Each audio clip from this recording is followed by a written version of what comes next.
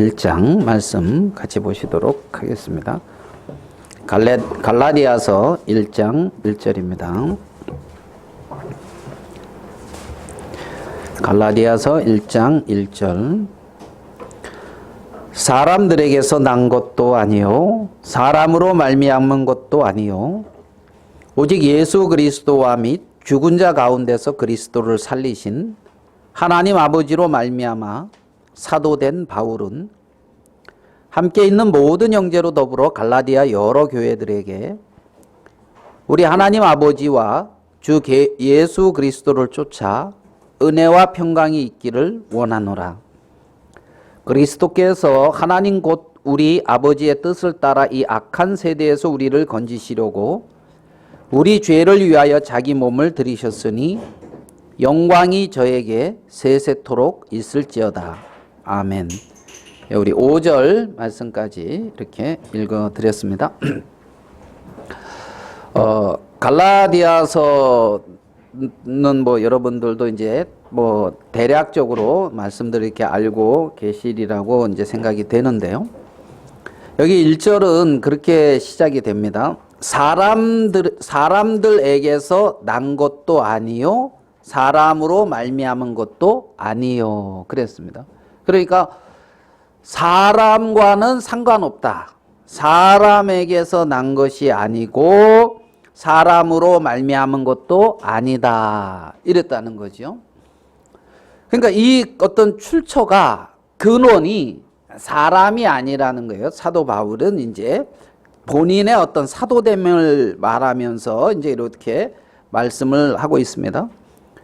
그리고 본인이 어떻게 삶을 살았느냐 하면 10절을 보면은요.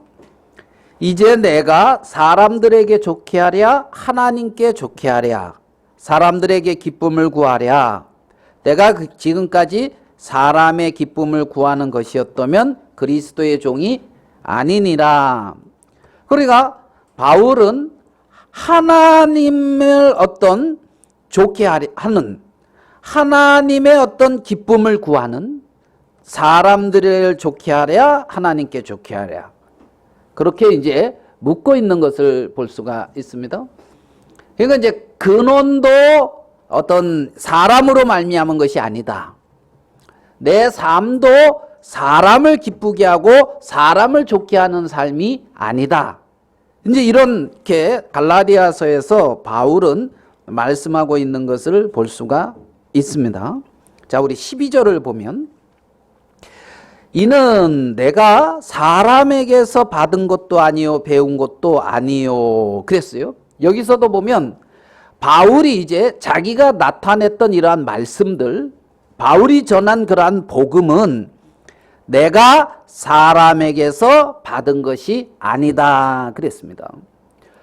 그러니까 계속해서 바울은 나는 사람으로 말미암은 것도 아니요 사람으로에서 난 것도 아니고 또 나는 사람을 기쁘게 하고 사람을 위하는 것도 아니고 나는 사람에게서 받은 것을 전하는 것도 아니다는 얘기를 말을 이제 갈라디아서에서는 하고 있는 것을 볼 수가 있습니다.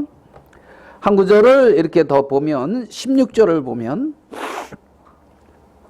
그 아들을 이방에 전하기 위하여 그를 내 속에 나타내시기를 기뻐하실 때에 내가 혈육과 의논하지 아니하고 혈육 동일하게 이제 사람이죠. 그러니까 내가 어떤 혈육 사람들과 뭔가 의논해서 어떤 일을 한 것이 아니라 그를 내 속에 나타내시기를 기뻐했다는 겁니다. 하나님이 바울 속에 그리스도를 나타냈다는 거예요. 끊임없이 하나님의 뜻을 바울 속에 나타냈다는 거죠. 그러면 바울이 전한 복음은 사람으로 말미암은 것이 아니다. 하나님으로 말미암은 것이다. 바울이 사도된 것은 사람으로 말미암은 것이 아니라 하나님으로 말미암아 된 것이다. 바울의 어떤 삶은 사람을 기쁘게 하는 삶이 아니라 하나님을 기쁘게 하는 삶이었다. 바울이 전한 복음은 사람에게서 배운 것이 아니라 하나님이 계시해 주신 것이다. 바울이 어디에 가서 복음을 전하려고 할 때는 바울의 계획이 아니라 하나님이 바울 속에 나타내 보여주신 계획을 따라서 바울은 움직였다.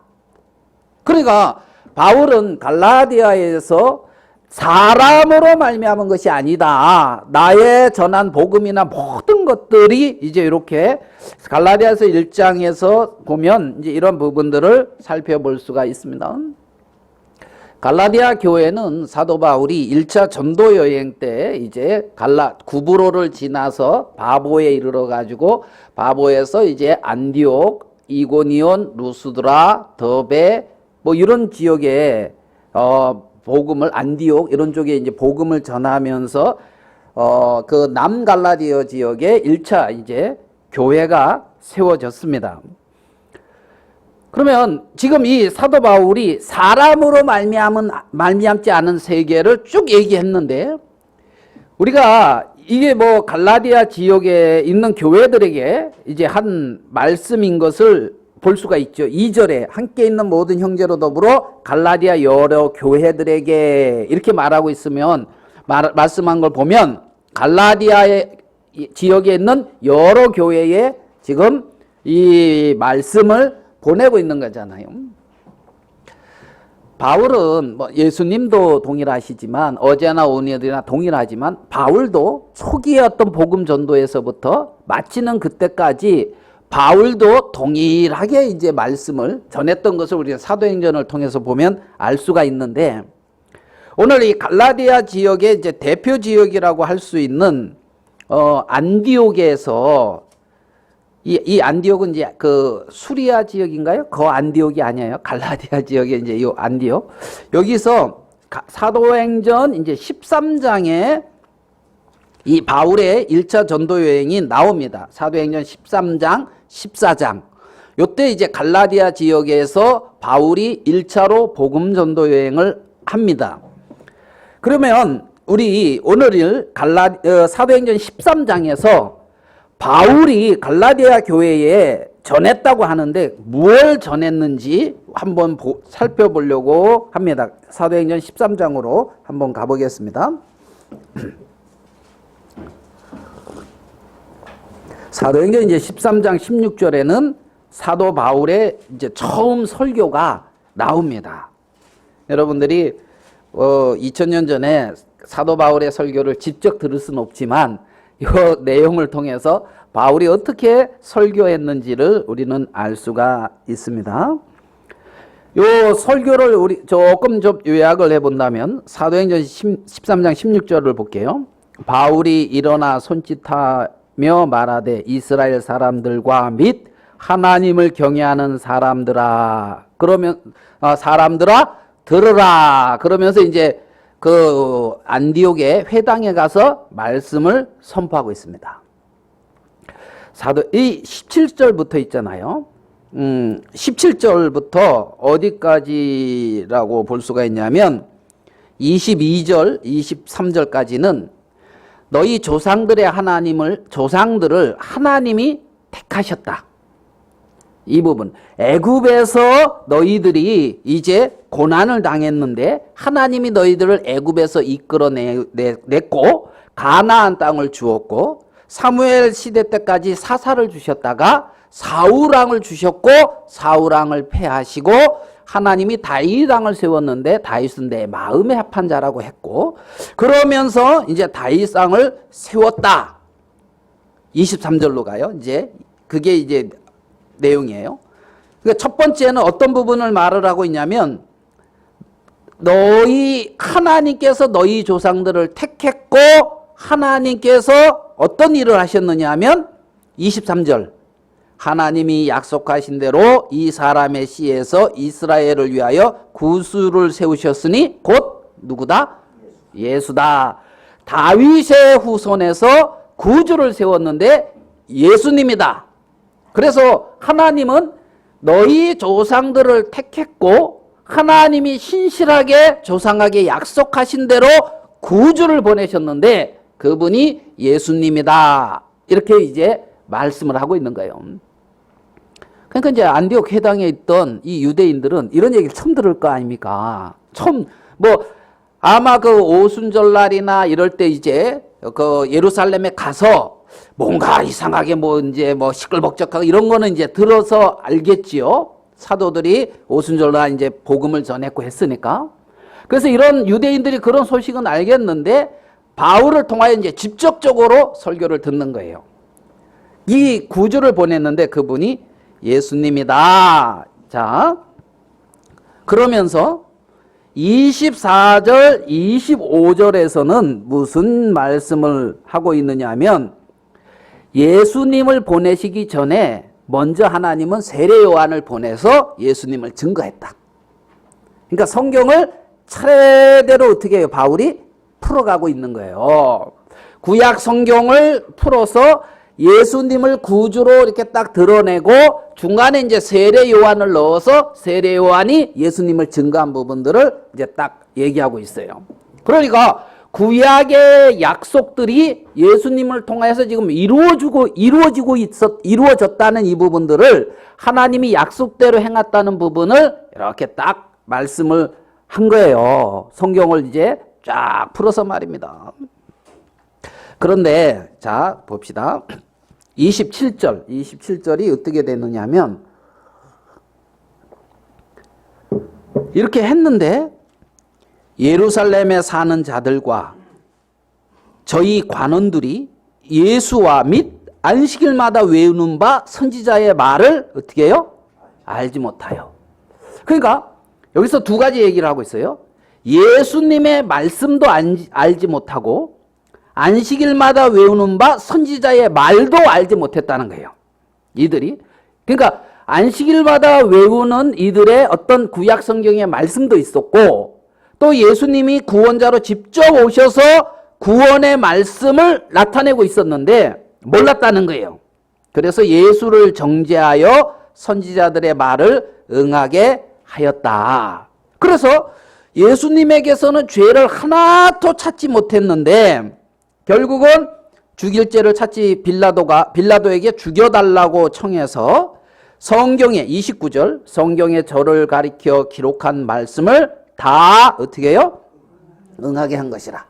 그래서 성경의 말씀대로 예수님이 그렇게 이제 넘긴 바 되어졌고 죽임을 당했다. 이 얘기를 쭉 풀어준 거예요. 자, 그 다음에는 30절에 뭐라고 되어 있습니까? 하나님이 죽은 자 가운데서 저를 살리셨다. 이제 하나님이 행하신 것이. 자, 여기 보면 재밌어요. 하나님은 약속하셨고 약속대로 구주를 보내셨고 세례 요한을 통해서 증거했죠. 맞죠? 근데 거기에 있는 간원들과 백성들의 반응은 하나님이 보내신 구주를 거부했잖아요. 그래서 그들의 반응은 거부했고 예수님을 죽였습니다. 예수님을. 근데 하나님은 어떻게 또 다시 살리셨어요. 이 일이 이제 일어났고 갈릴리에서부터 예루살렘에 올라간 사람들이 이 예수님의 부활을 봤다는 거예요. 여러 날 동안 예수님이 나타냈고 그래서 이제 그 부활을 이제 전하고 있다. 자, 23절. 곧 하나님이 예수를 일으키사 우리 자녀들에게 이 약속을 이루게 하셨습니다. 그러면서 시편의 말씀과 그 다윗의 어떤 예언 뭐 이런 것들을 통해서 이제 예수님이 부활했다는 것을 말하고 있어요. 37절. 하나님의 살리신 이는 썩임을 당하지 아니하셨나니. 자, 그러면 36절, 37절 여기까지 바울의 설교를 보면 다 성경을 약속을 자세히 풀어주고 그대로 이루어진 성경적인 사실을 변증한다랄까요? 이렇게 다 말하고 있는 거예요. 여기까지. 이해되시죠? 무슨 말인지? 이 말을 쭉 풀어주면서 38절에 그러므로 형제들아 너희가 알 것은 이 사람을 힘입어 죄사함을 너희에게 전하는 이것이다. 그러니까 이렇게 다 이루어진 것이 뭐냐면 너희에게 뭘 전하는 거다? 죄사함을 전하는 것이다. 너희들이 죄가 사해지고 39절에 모세의 율법으로 의롭다 하심을 못하던 모든 일에도 이 사람을 힘입어 믿는 자마다 의롭다 하심을 얻는 것이다.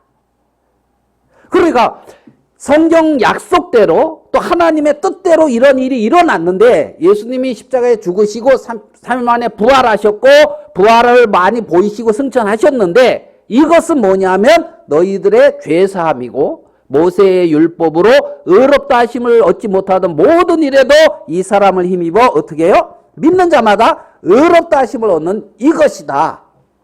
그러니까 이분을 힘입어서 뭘 얻는다? 죄사함을 얻는다. 의롭다함을 얻는다. 모세의 율법으로는 안 되었던 일을 예수님이 통해서 이렇게 이루어졌다. 이 부분을 증거했다는 거예요. 무슨 말씀인지 이해되죠? 이게 지금 바울의 설교란 말입니다. 바울의. 근데 여기 보면 40절에 가봐요. 그런즉 너희는 선지자들로 말씀하신 것이 너희에게 미칠까 삼가라. 일러스되 보라 멸시하는 사람들아 너희는 놀라고 망하라. 내가 너희 때를 당하여 한 일을 행할 것이니 사람이 너희에게 이를지라도 뭐라고요?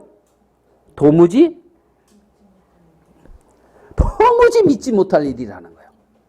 그러니까 사람이 너희한테 이럴지라도 듣는데 도무지 이게 믿을 만한 일이다, 믿지 못할 일이다. 믿지 못할 일이라는 거예요. 믿지 못할 일이라. 자, 그러면 이 말씀이 증거될 때에 예수님의 이 놀라운 바울이 하나님이 자기에게 보이신 거라 그런 신고 지금 이 부분을 증거하고 있는 거잖아요. 맞죠? 예? 한 10년이 넘은 시점에서 바울이 다메섹 로상에서 예수님을 만나고 그 10년이 넘은 시점에서 지금 하는 설교거든요.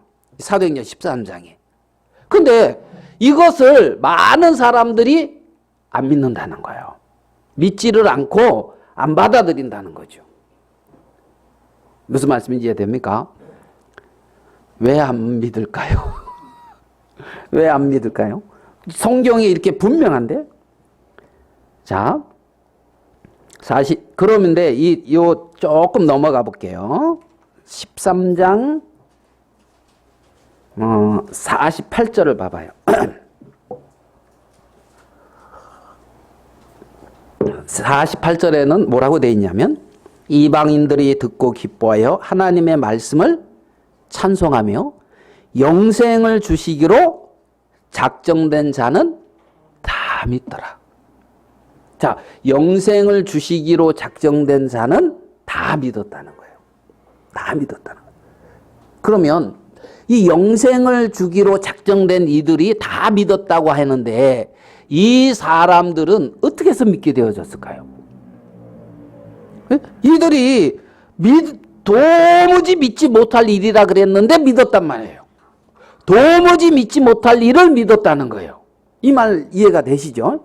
도무지 믿지 못할 일을 이 사람들이 어떻게 믿었냐는 거예요. 여러분도 믿었습니까? 예? 도무지 믿지 못할 일을 믿었다는 거예요. 저도 믿은 적이 있거든요. 믿은 적이 있는데 저는 믿기 전까지 제 마음에 주된 마음은 뭐냐면 성경에 대한 주된 마음은 말도 안 되는 소리 하고 있네. 이 마음이었어요.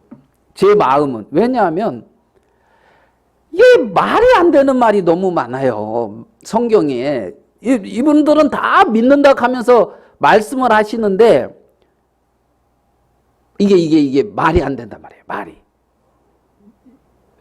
뭐 여러분 뭐 굳이 설명을 안 해도 이해가 보리떡 5개와 물고기 2마리로 5,000명을 먹였다? 아멘 되지요? 별로 아멘 안 됩니까? 보리떡 5개와 물고기 2마리로 5,000명을 먹었다? 이것도 좀 너무 과장이 심하다. 이거 뭐지? 이제 이러는데, 그 다음에 뭐라 그래요? 12강줄이가 남았대. 그러니까 지금 5,000명 먹는 것도 이해가 안 되는 판인데, 12강줄이가 남았다 그러니, 아무리 생각해도 이해가 돼요? 그러니까 저는 이제 말도 안 되는, 이제 이런 마음이 계속 있었단 말이에요. 있었는데, 어느 순간 믿어지더라는 말이에요. 믿어지더란 말이에요. 그러면 어느 목사님 간증을 이렇게 들어보니까 이 목사님도 목사로서 설교를 오래 하고 이제 대중 집회를 3번인가 인도하고 그리고 이제 목사면서도 다시 신학교 가서 성경 공부를 하면서 이제 뭐 이렇게 이제 공부를 하다가 에베소서 2장 9절인가요? 그 은혜로 인하여 너희가 믿음으로 말미암아 구원을 얻었나니 이것은 하나님의 선물이다. 그 말씀을 통해서 구원을 어떻게 해요? 얻은 것이다. 나니 이 말씀을 이렇게 성경 공부하다가 예전에도 말씀 전했던 건데 하다가 마음에 얻었다 카네 이런 이제 구원을 어떻게 해요? 얻었다 카네 이제 그 목사님 표현으로는 얻었다 카네 그러면서 마음에 그 말씀이 딱 이렇게 마음에 이제 확신과 하나님 편으로 이렇게 마음에 이렇게 딱 주더라는 거죠. 얻었다 카네 하면서 그 전에도 알고 있었고 말씀도 전하고 있었고 그랬었는데 900번인가 설교를 했대요. 그걸 또 일일이 말씀하시더라. 900번인가 설교를 했고 대중 집회 부흥회를 3번인가 인도를 하고 했었는데 에베소서 2장 9절에 어느 날 그 말씀이 얻었다 카네 뭐를? 구원을. 하나님이 나를 구원을 하셨구나. 그런 어떤 확신을 그렇게 가졌다 하시는 간증을 들었거든. 그러니까 이 말씀이 여기 보면 작정된 자는 다 믿더라는 이 말씀 속에 우리는 무엇을 느낄 수가 있냐면 하나님이 이들에게 우리는 모르지만 은혜를 입히고 있고 이들의 어떤 지혜나 총명을 넘치게 하셔서 하나님의 은혜를 알게 하고 있는 보이지 아니하는 하나님의 섭리를 우리는 볼 수가 있다는 거죠. 이 말씀 속에 말입니다. 기본 사람으로는 이럴지라도 도무지 믿지 못할 일이라 이게 정상이더란 말이에요. 도무지 믿지 못할 일이라 이게 정상이란 말이에요. 그런데 믿는 자들이 일어났다는 거죠. 이거는 내가 나의 어떤 조건이 뭔가가 있어서가 아니라는 겁니다. 나의 어떤 조건이 1%라도 들어간 것이 아니라는 거죠. 하나님의 은혜와 어떤 하나님의 보이지 않는 어떤 그러한 손길이 이러한 복을 있게 했다는 거죠. 자, 그러면 우리가 이 예수님을 사람들이 배척을 했는데, 자, 우리 그 말씀 좀 봅시다. 사도행전 13장 조금만 더 볼게요. 50절을 봐봐요. 50절. 13장 50절. 이에 유대인들이 경건한 기부인들과 그 성내 유력자들을 선동하여 바울과 바나바를 핍박케 하여 그 지경에서 쫓아내니. 자, 바울과 바나바를 쫓아냈는데 그 쫓아냈는데 유대인들이 누구를 선동을 해서 쫓아내고 있어요? 기부인들. 근데 그 앞에 뭐가 있잖아요. 경건한 기부인들. 예? 독실한. 예, 경건한 기부인들. 그 다음에 유력자들. 자, 여기서 보면 경건한 기부인은 하나님의 말씀을 받아들여야 정상이에요? 쫓아내야 정상이에요? 받아들여야 정상이잖아요. 경건한 기부인인데. 경건한 기부인. 그래서 이 경건한 이 부분에 좀 생각이 이렇게 좀 되더라고. 생각이. 그러니까 나름 경건하고 있잖아요. 유력하다 그래도 말씀과는 상관이 없잖아요. 여기 보면. 말씀과는. 그러면 왜 많은 그러한 사람들이 이 말씀을 거부하는가? 왜 예수님을 배척을 했는가? 우리 저번 주에 안식일에 예수님 그 말씀 좀 나눴죠. 기억나셔요?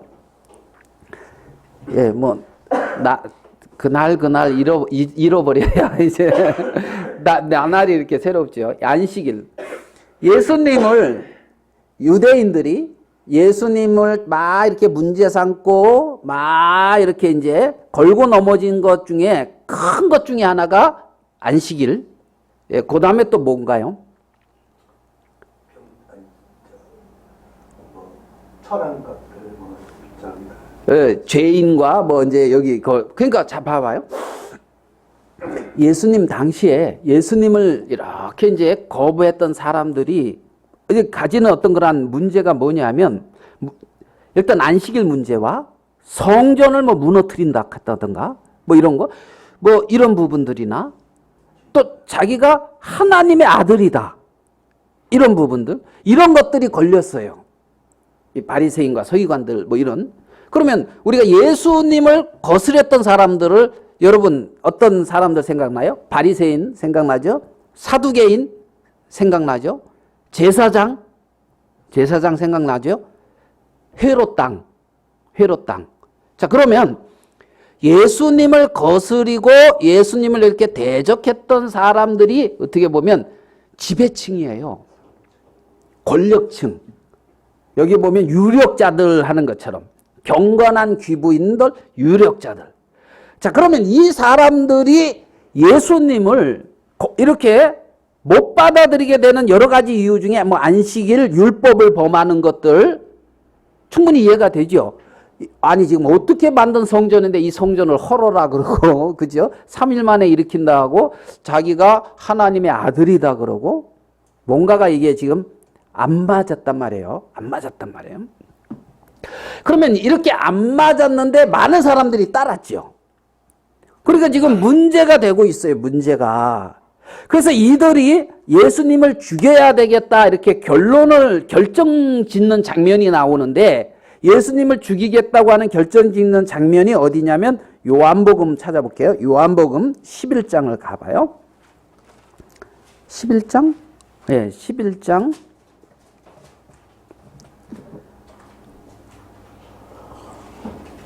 47절. 요한복음 11장 47절. 이에 대제사장들과 바리새인들이 공회를 모으고 회의를 소집했단 말입니다. 이해되죠? 자꾸 지금 이 나사로를 살렸어요. 죽은 자도 살리고 뭐 귀신 쫓아내죠. 병자 일으키죠. 뭐 많은 역사들이 일어났습니다. 바리새인들이 가로되 이 사람이 많은 표적을 행하니 우리가 어떻게 하겠느냐? 이거 어떻게 해야 되겠느냐? 지금 뭐 하고 있는 거예요? 회의하고 있는 거예요. 어떻게 해야 되겠느냐 이거. 그러니까 만일 저를 이대로 두면 모든 사람이 저를 어떻게 해요? 많은 사람이 예수님을 쫓고 믿는다는 거죠. 그 다음에 봐봐요. 그리고 뭐라고 돼 있어요? 로마인들이 와서 우리 땅과 민족을 빼앗아가리라. 자, 이들이 지금 믿는 많은 사람이 따를 건데 그러면 로마가 와서 우리를 죽이고 이 땅을 빼앗는다는 거예요. 우리 땅과 민족을 빼앗는다. 그러니까 이들은 지금 뭘 염려하고 있어요? 나라를 지금 염려하고 있어요. 나라를. 자, 그러면 우리가 이 시대 상황을 좀 봐야 돼요. 시대자. 자, 예수님이 십자가에 못 박혀 죽는 데는 종교적인 어떤 문제도 있지만 정치적인 문제도 있단 말이에요. 정치. 그러면 이때 여러분 잘 알죠? 총독이 누구예요? 빌라도. 총독은 빌라도예요. 그럼 이 예루살렘 요 지역에 총독은 빌라도가 와 있는 이유가 가이사라의 빌라도라는 총독이 와 있는 이유가 뭐냐면 왕을 폐했다는 거예요. 왕을.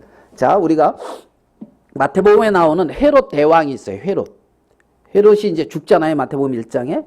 그 다음에 3명의 분봉왕을 세워요. 분봉왕. 헤롯이 아들 3명. 헤롯이 아들 3명. 그래서 헤롯 이 아킬레오라고 하는 이 왕, 아킬레오, 그 다음에 안티파스, 그 다음에 이제 빌립. 그래가지고 이 갈릴리 이쪽 지역, 이쪽인가 요거는 빌립인가, 이제 요쪽, 그 다음에 이제, 안티파스라고 하는 거기 이제 이렇게 또 이렇게 다스리는. 그다음에 예루살렘과 요 유대 땅은 아킬레오가 이렇게 다스렸단 말이에요. 근데 아킬레오가 싸나웠어. 그러니까 로마가 안 되겠다 해서 아킬레스를 패하고 그 다음에 총독을 이렇게 파견한 거란 말이에요. 그래가지고 빌라도가 총독으로 이제 거기서 지금 그 일을 하고 있는데 그런 데를 이제 속주라 그래요. 로마가 직접 이렇게 총독을 해서 다스리는 이런 상황이었단 말이에요. 그러니까 왕을 두고 자치적으로 이렇게 하면서 로마를 섬기게 했던 데가 있고 로마 총독이 직접 와서 다스리는 것이 있었는데 그 아킬레오가 다스렸던 그 지역, 이 예루살렘, 요 유대, 요 지역은 그렇게 이제 총독을 직접 파견했단 말이에요. 아킬레오를 패하고. 이 말 이해되죠? 3명에. 그래서 이제 빌립, 저쪽 북쪽 갈릴리, 요쪽 빌립, 그 다음에 이제 그 안티파스, 뭐 이렇게 이제 나눠. 그 정치적인 이런 어떤 문제가, 이런 얘기하니까 조금 머리 아프기도 하죠. 이런 건 좀, 그래도 뭐 알아서 나쁠 건 없어요. 알아서. 그러면 이들이 보니까 예수님이 많은 백성이 딱 쫓으니까 백성들이 막 쫓으면서 이들은 예수님을 쫓아서 뭐 어떻게, 자, 그 계속 봅시다. 그 상황을 보고. 48절. 만일 저를 이대로 두면 모든 사람이 저를 믿을 것이요. 그리고 로마인들이 와서 우리 땅과 민족을 빼앗아 가리니 이걸 어떻게 해야 되겠느냐? 문제가 생기지 않겠느냐? 그러니까 그 중에 한 사람 그의 대제사장인 가야바가 저희에게 말하되 너희가 아무것도 알지 못하는도다. 한 사람이 백성을 위하여 죽어서 온 민족이 망하지 않게 되는 것이 너희에게 유익한 줄을 생각지 아니하는도다 하였으니 그랬단 말이에요. 그래서 51절, 52절은 또 이제 뭐 다른 어떤 의미를 두고 있으니까 지나서 53절. 이날부터 저희가 예수를 죽이려고 뭐 한다? 예. 그래서 이제 공회에서 예수님을 죽여야 되겠다고 결정을 했단 말이에요. 이들 나름대로. 이해되시죠? 무슨 말인지?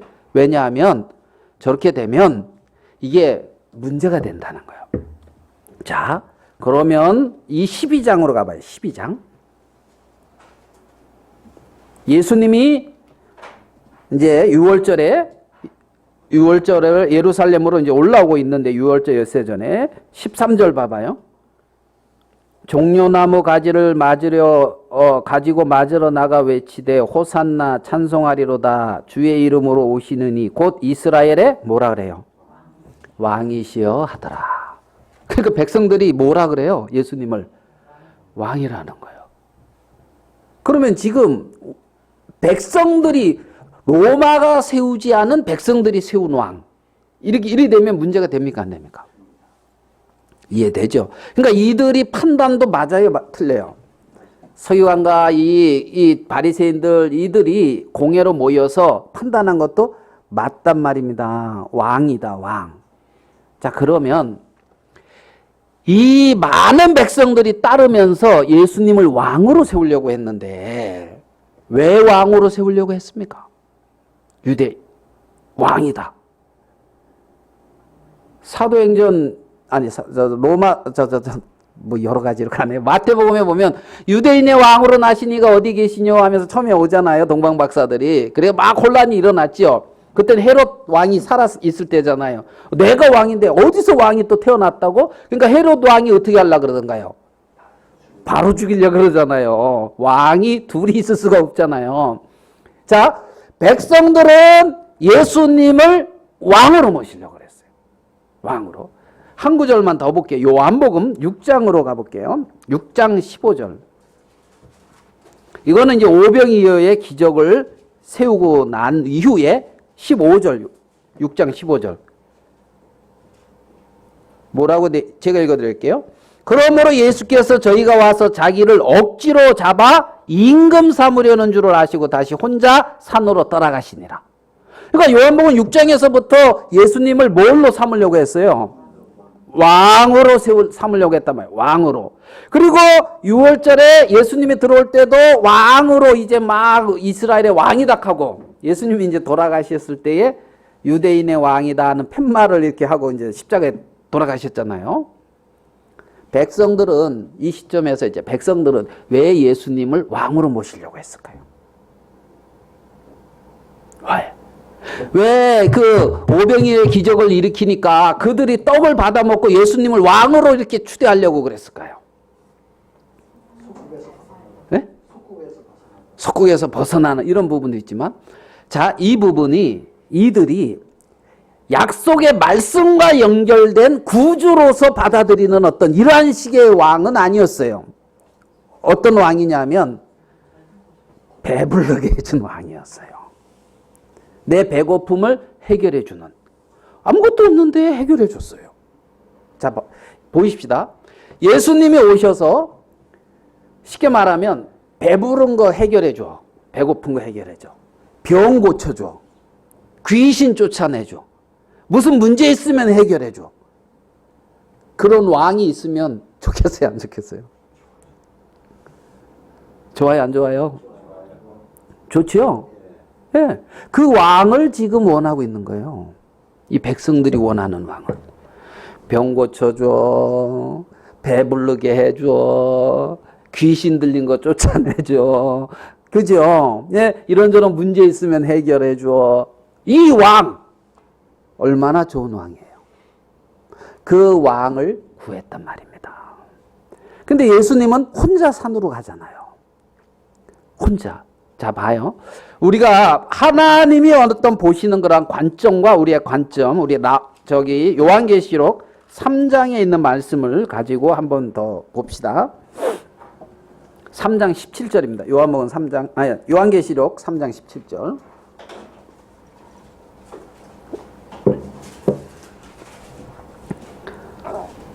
요한계시록 3장 17절입니다. 내가 말하기를 나는 부자라. 나는 뭐다고요? 부자다.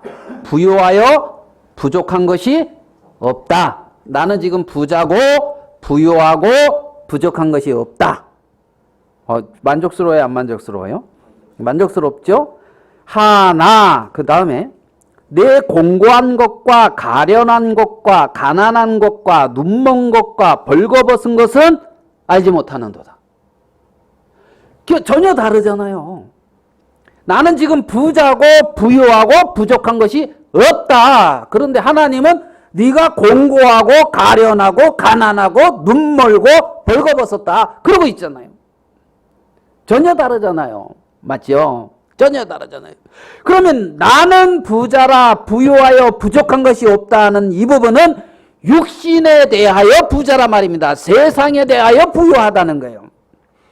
그러면 네가 가난하고 공고하고 눈멀고 헐벗었다 이 말은 네 영혼의 모습이 그렇다는 겁니다. 네 영혼의 모습이 하나님에 대해서 네가 그렇다는 거예요. 하나님에 대해서 그렇다는 거예요. 여러분, 하나님이 보실 때 눈이 멀고 하나님이 보실 때 벌거벗었어요. 그러면 그 눈멀고 벌거벗은 그 모습을 봤을 때에 여러분은 그 눈멀고 벌거벗은 그를 위하여 어떤 마음이 일어나겠어요? 어떠한 마음이 일어나겠어요? 예를 들어서 여러분 사랑하는 자녀가 알겠습니까? 어디서 오는데 보니까 눈이 멀어 있어. 뭐가 멀었다고요? 예, 그 눈 멀으면 허옇잖아요. 예? 이건 뭐 안 좋은 예니까 누구라고 대기가 뭐한데 눈이 이렇게 하얗게 먹고 있잖아요. 못 먹었어. 초라해. 그리고 벌거벗었어. 그래가지고 눈 멀고 초라하고 벌거벗어가지고 그러면서 아빠 하고 오는 거야. 알겠습니까? 여러분 자녀를 생각해 보세요. 여러분 자녀가 눈이 멀고 벌거벗고 알겠어요? 그러고 아빠 그러고 오는 거야. 여러분 마음이 어떻겠어요? 내 그럴 줄 알았다 이놈의 새끼야. 너 하는 거 봐서 내 그럴 이러겠습니까? 어떻게 해요? 예? 쫓아버려요? 너 같은 아들 둔 적 없다 하고? 그냥 안아줄 거 아니에요. 고생했다. 안아줄 거 아니에요. 아빠 하고 오는 그 순간 그냥 안아주는 거 아니에요. 지금 그 교회를 책망할 때에 그 그 상태를 얘기하고 있는 것이 아니라 그 책망하고 있는 하나님의 마음은 긍휼이 또 정말 그렇게 불쌍히 여김이 그 마음에서 넘치고 있는 거란 말이에요. 말만이 아니라. 그죠? 근데 모르고 있다는 거예요. 뭐요? 헐벗고 벌거벗고 눈 멀고 공고하고 가련한 그것을 모르고 있다는 거지. 모르고 있다. 하나님은 이 이스라엘 백성들이 로마의 어떤 그 치하에서 어렵게 살고 있는 그 상황이 불쌍하고 또 안타까운 부분도 있을지 모르겠지만 그거보다 더 큰 안타까움은 하나님의 택함을 받은 하나님의 백성들이 눈멀고 벌거벗고 하나님에 대해서 정말 그 줄여 있다랄까요? 하나님과 그렇게 끊겨져 있는 이것이 더 안타까웠단 말입니다. 그래서 예루살렘을 향하여 애통하고 눈물을 흘리고 그러는 것이 예수 그리스도의 마음이란 말입니다. 마음이란 말입니다. 그러니까 사람의 어떤 생각과 하나님의 마음이 전혀 다른 것을 우리는 볼 수가 있다는 거죠. 전혀 다른 것을 볼 수가 있다는 거죠. 그들은 예수님을 왜 죽이려고 했냐면 현실을 잘 유지하려고 죽이려고 한 거예요. 이해되십니까? 문제가 발생하지 않고 지금 살고 있는 이 부분이 잘 유지되고 이 부분에 큰 문제가 없이 더 발전적으로 되게 하기 위해서 예수님을 죽이려고 공회를 열고 결정을 한 거란 말입니다. 현실의 어떤 평안함과 안락함과 이 현실이 더 이렇게 문제가 발생하지 않도록. 이해되시죠? 누가 오면 안 되잖아. 로마가 와서 이렇게 되면 안 되는 그러한 마음들을 우리는 볼 수가 있단 말이에요. 그것이 기본적으로 가지고 있는 사람들의 마음이란 말입니다. 사람들은 현실이 평안하고 문제가 없고 그죠? 하는 일이 잘 되고 기존에 내가 가지고 있는 어떤 기득권을 유지하고 그렇게 기본 사람의 마음이 그런데 그 마음과 하나님의 마음은 다르단 말이에요. 바울은 사람에게서 난 것도 아니고 사람으로 말미암은 것도 아니고 사람에게서 배운 것도 아니란 말입니다. 기본적으로 갖고 있는 사람의 마음이 아닌 어떤 다른 세계의 것을 지금 나타내고 있다는 거죠. 다른 세계의 것을 나타내고. 우리가 그러한 어떤 하나님의 마음을 이렇게 생각해 보면 우리 누가복음 15장에 있는 말씀을 한 구절만 더 보고 누가복음 15장 6절입니다.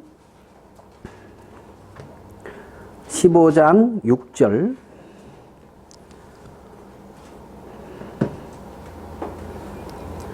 집에 와서 그 벗과 이웃을 불러 모으고 말하되 나와 함께 즐기자 나의 잃은 양을 찾았노라 하리라. 9절 또 찾은즉 벗과 이웃을 불러 모으고 말하되 나와 함께 즐기자 잃은 드라크마를 찾았노라 하리라.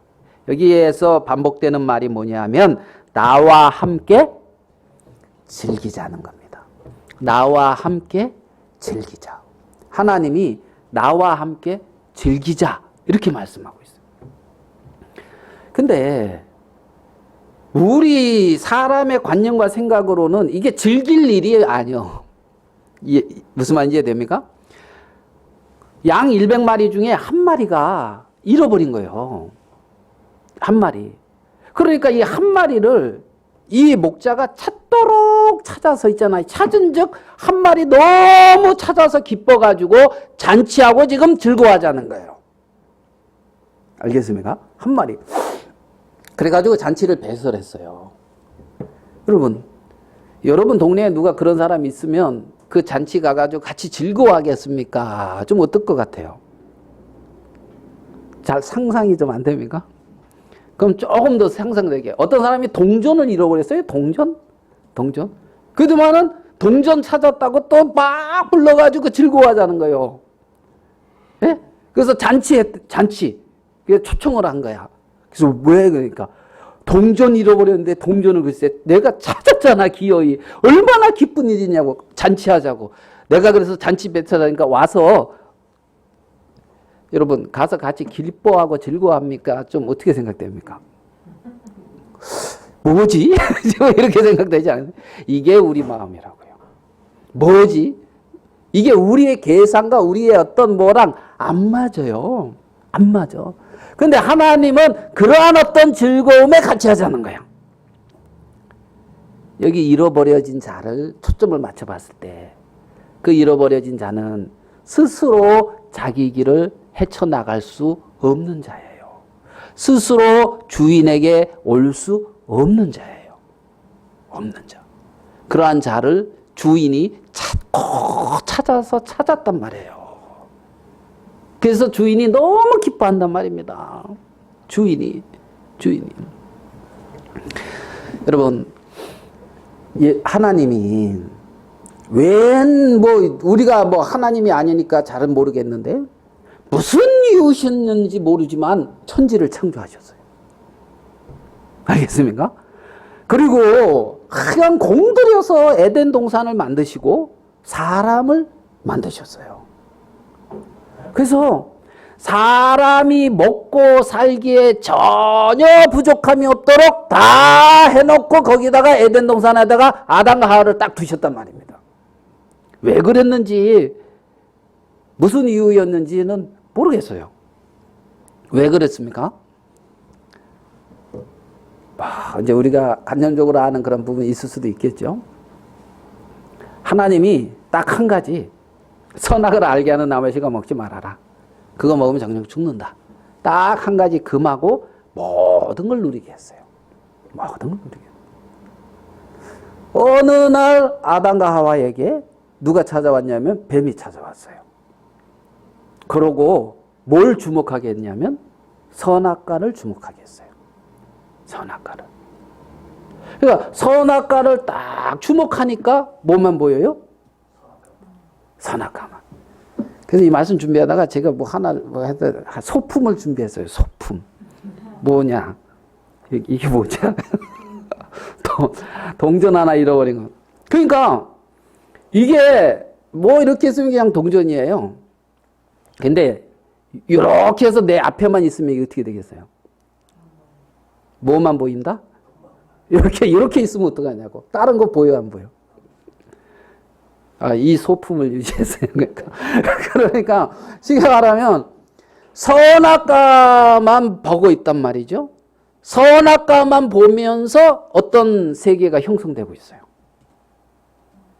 이 말 이해되죠?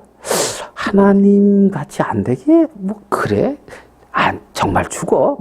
어떻게 될지 모르겠지만 이해되죠? 그러면서 생기는 게 하나님에 대한 믿음이에요? 불신이에요? 불신이죠.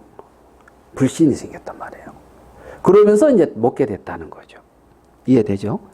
그럼 100개라고 하고 100가지 중에서 한 가지를 금했다 이거예요.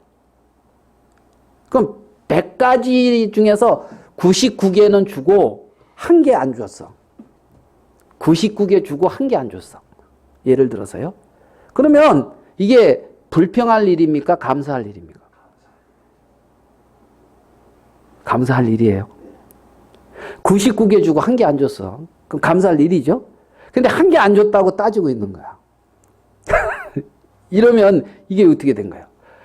99개 줬는데 한 개 안 줬다고 불평하고 있는 거야. 이해됩니까? 뭔 말인지? 그게 왜 그러고 죽기까지 할지라도 합당합니다 이렇게 말하는 수 있는 이유가 뭔지 압니까? 그것만 보이기 때문에 그런 거예요. 죽기까지 할지라도 합당하다 이렇게 말하는 수 있는 게 뭐냐면 그것만 보이기 때문에 그렇다는 거예요. 많은 하나님이 나를 위해서 마련해 놓은 많은 은혜와 자비가 넘친단 말이에요. 그 은혜와 자비와 어떤 긍휼 속에 살고 있으면서 사단은 사람들의 마음을 한 곳에 딱 모아서 그것만 쳐다보게 한다는 거예요.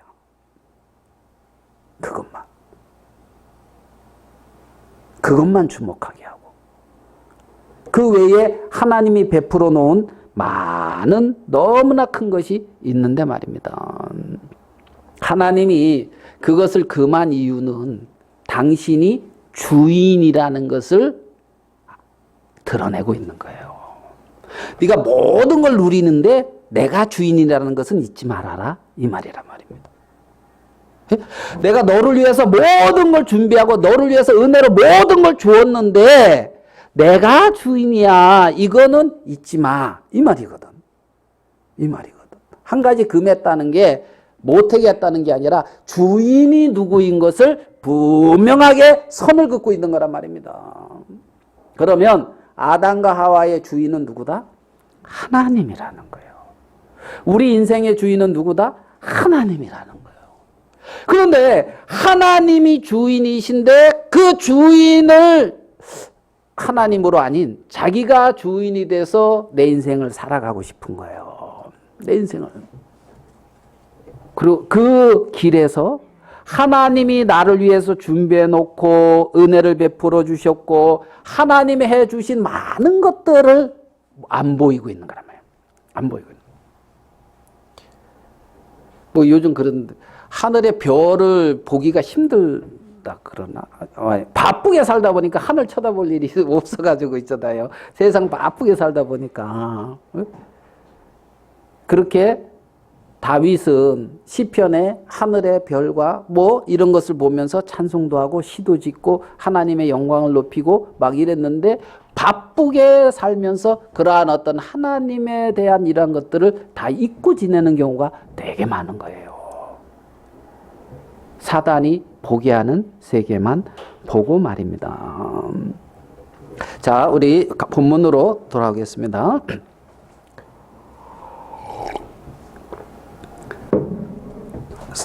갈라디아서 1장 4절에 그리스도께서 하나님 곧 우리 아버지의 뜻을 따라 이 악한 세대에서 우리를 건지시려고 우리 죄를 위하여 자기 몸을 들이셨다.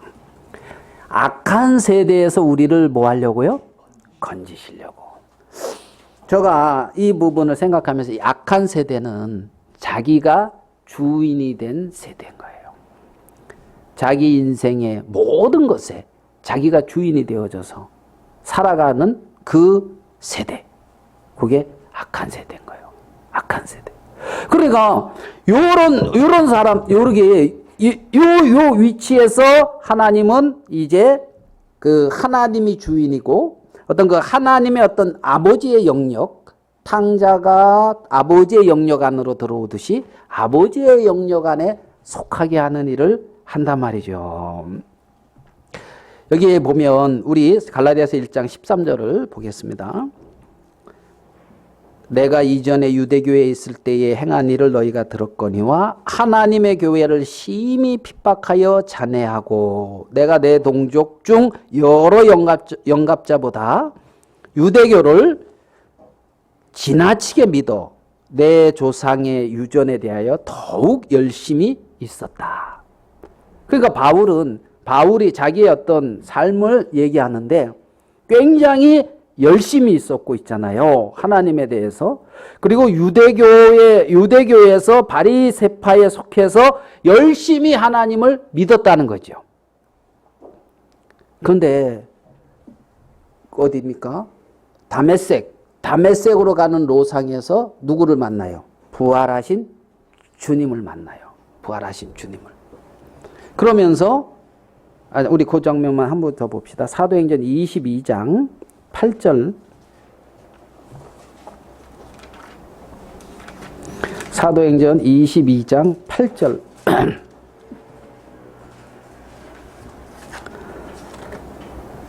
내가 대답하되 주여 니시니까 하니 가라사대 나는 내가 핍박하는 나사렛 예수라. 10절. 내가 가로되 주여 무엇을 하리이까 주께서 가라사대 일어나 다메섹으로 들어가라. 정한 바 너의 모든 행할 것을 거기서 누가 이르리라. 여기서 보면 바울이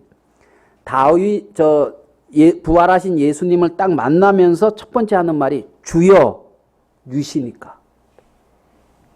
예? 당신은 누굽니까? 주여 누이십니까? 두 번째 하는 말이 주여 무엇을 하리이까? 요 두 마디예요. 주여 누이시니까 나는 네가 핍박하는 예수다. 이 말 앞에 자기의 길이 잘못된 걸 하는 거예요. 자기가 지금까지 열심으로 유대교에서 열심으로 정말 나름대로 그렇게 해왔던 것이 잘못됐구나. 이것이 아니구나. 뭐요? 부활하신 주님이 맞구나. 예수 그리스도, 이 그리스도인들이 전하는 이 복음이 맞구나. 예수님이 정말 부활했구나. 자기에 대해서 잘못된 걸 딱 인정한 거예요. 그 다음에 두 번째가 그러면 주여 내가 무엇을 하리이까? 주여 무엇을 하리이까? 그러면서 주님의 음성을 듣고 주님의 이끌리는 것을 볼 수가 있단 말이죠. 있단 말이죠. 삶이 거기서 바뀌는 거예요. 아, 내가 이게 잘못했구나. 잘못했구나. 열심도 있었고 많은 나름대로 그렇게 했지만은 이것이 잘못된 길이었구나. 잘못된 길이구나. 부활하신 주님이 계시구나. 마음에 돌이켜지는 요 시점. 요 시점에서 바울의 변화가 있고 일어나는 것을 볼 수가 있단 말이죠. 하나님이 보이시고 하나님이 나타내신 것에 순종하는 어떤 그 삶. 그 삶. 갈라디아서를 이렇게 제가 좀 보면서 갈라디아서에 바울이 이렇게 자신이 바뀌었고 어머니의 태로부터 나를 택정하시니가 은혜로 나를 불렀다. 하나님이 은혜로 나를 불렀다. 택하고. 그래서 이제 그 일에서 바울이 그 삶이 계속해서 발견되고 있는 것을 볼 수가 있습니다. 갈라디아서 4장 2절만 보고 마치도록 하겠습니다. 갈라디아서 4장 19절입니다. 갈라디아서 4장 19절. 나의 자녀들아 너희 속에 그리스도의 형상이 이루기까지 다시 너희를 위하여 해산하는 수고를 하노니. 자, 너희 속에 뭐가 이루어지기를? 그리스도의 형상이. 그리스도의 형상이 있다는 겁니다. 너희 속에 그리스도의 형상, 하나님의 형상, 그리스도의 형상, 그것이 자라가고 그것이 이루기까지 다시 해산하는 수고를 한다는 거예요. 정말 이 어떤 사람으로 말미암는 어떤 그 삶, 사람이 주인된 그 삶, 사람의 어떤 가르침 안에 있는 그 삶 말고 하나님이 보여주시고 하나님이 나타내시고 하나님이 이루어 가시는 그 삶, 하나님이 그 속에 행하시는 그 삶, 그 그리스도의 형상을 이루어가는 그 일을 바울은 하고 있는 것을 볼 수가 있단 말입니다. 우리 속에는 그러한 그리스도의 형상이 있다는 거죠. 그리스도의 형상. 마지막 6장 18절입니다. 바울의 마지막 말입니다. 형제들아 우리 주 예수 그리스도의 은혜가 너희 어디에 있을지어다? 심령에 있을지어다. 아멘. 그리스도의 은혜가 어디에? 네 심령에, 너희 안에, 네 마음 안에 그리스도의 은혜가 있을지어다. 은혜는 병 고침 받고 뭐지요? 그 귀신이 떠나고 어떤 문제가 해결되고 이것도 물론 은혜예요. 하나님이 긍휼을 베풀어 주시는 거고. 근데 18절에서 너희 심령에 있을지어다. 뭐가? 은혜가. 네 중심에. 그러니까 이 심령에 있는 이 은혜는 사람의 세계를 잠재워요. 사람으로 말미암는 그 세계가 아닌 그리스도로 말미암는, 하나님으로 말미암는 그 은혜가 너희 속에 있어서 네 속에 그리스도가 놀랍게 자라가고 하나님이 주신 은혜 안에서 정말 그 심령이 복되어지는 거죠. 하나님이 주신 은혜가 크다는 겁니다. 우리 딸이 이제 용인에다가 이제 집을 얻어가지고 이사를 가는데 처음에 가니까 그 주위 분위기가 마음에 안 들더라고. 주위 분위기가. 그리고 이 집이 좀 허름한 것 같아요. 저 주택인데. 하나뿐이 없는 딸을 거기다 혼자 두려니까 마음이 좀 짠한 게 있어요. 그 안은 괜찮아요. 안은 괜찮아요. 근데 있잖아요. 제가 거기에다가 고정을 하게 됐을 때는 마음에 짠한데 좀 돌려 생각했어요. 이 가격에 건물을 얻을 수 있나? 어려워요. 굉장히 싸거든요. 이 가격에 이런 넓은 데 얻을 수 있나? 없어요. 그러면 이렇게 얻으려고 찾을 때 이런 게 쉽게 나올까? 그렇게 돼도 없어요. 그러면 어떻게 보면은 또 이렇게 길을 열어준 거라고 볼 수도 있잖아요. 저렴한 가격으로. 이해됩니까? 그냥 예를 드는 거예요. 그런데 하나님이 어떻게 이 예를 위해서 이렇게 준비하고 예비하고 이끌어준 어떤 은혜가 있을 것인데 내가 보는 그것만 크게 여길 때는 은혜가 감사치 않는다 이 말이에요. 하나님이 에덴 동산에 많은 것 준비해 놓았는데 선악과만 보고 있고 사단과 교제하고 있을 때 감사할 수가 없다는 거예요. 너희 속에 그리스도의 형상이 있다는 거죠. 사람에게서 받은 것이 아니고 사람으로 말미암은 것도 아니고 사람에게서 난 것도 아닌 태초부터 계신 하나님께서 창세전에 우리를 위하여 예배해 놓고 준비해 놓은 하나님으로 말미암은 영원하고 놀라운 그리스도의 세계가 있다는 거예요. 그리스도의 그 형상이 있다는 거예요. 그것을 마음에서부터 그 은혜가 늘 넘치고 자라게 되기를 원하는 하나님은 늘 함께하고 계세요. 아까 소품 준비했는데 소품 준비한 게 부실해가지고 다시 꺼내기가 이제 참 민망했는데 그래가지고 그렇게 뭐만 이렇게 탁 보고 있으면 다른 게 안 보인단 말이에요. 그게 우리 인간의 연약함이에요. 인간의 연약함. 하나님은 우리를 복되게 지금도 때로는 어려울 수도 있고 힘든 고난의 과정 속에 있을 수도 있어요. 그런데 그거 말고도 하나님이 나를 위해서 예배하고 준비하고 하나님이 나를 위해서 행하시는 더 놀라운 세계가 분명히 있다는 겁니다. 욥에게 고난이 있었지만 하나님이 욥을 통해서 행하신 일이 크단 말입니다. 욥이 고난이 있었는데 욥기가 46장입니까? 갑자기 말이 나중에 그렇게 큰 성경을 이뤘잖아요. 알겠습니까? 그 성경을 이루고 있고 그 성경을 통해서 고난 속에 있는 사람들이 위로를 얻고 있잖아요. 복을 얻는 게 많잖아요. 여러분의 인생이 하나님의 기록에 기록된다. 이거 얼마나 놀라운 거예요. 나의 어떠한 고난을 통해서 다른 사람이 위로를 얻는다. 같이 있는 거란 말입니다.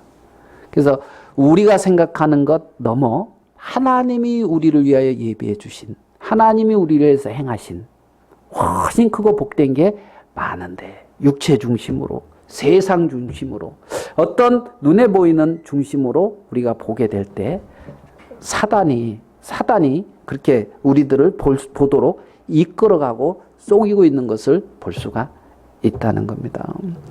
하나님이 우리를 복되게 이끌인 부분을 기억하면서 주님께 영광을 돌리게 되기를 바랍니다.